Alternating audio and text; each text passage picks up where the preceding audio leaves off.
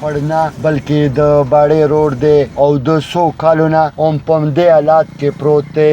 د دې حوالې سره د سیمې خلک وایي چې د دغه روډ له وجې دوی د بېلابېل قسمه بیمارو سره مخ شولو، بل دوی د نورو ستونزو سره هم مخ دي.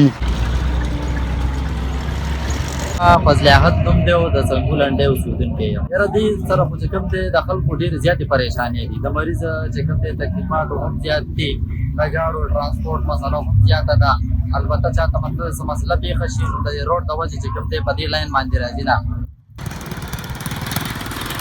مقدس دی خو په حساب کې درې نیم کاله برابرېږي چې دلته کې زما وخت تېرېږي او دا روډ همدغسې خراب دی.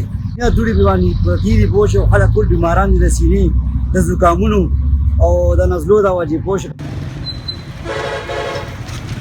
واجد نوم مې دی. ګردونه دا دي، دا وګوره د حالاتو ته وګورئ، هر څه باندې ګردونه دي. د خوراک رزق چې څومره شینې په دا ټول هم د خراب شو د دې ګردونو. په دې حالاتو کې څوک خوشحاله دي؟ طالبه ده زموږ د حکومت نه چې زموږ د خپل روډ په زر تر زره جوړ.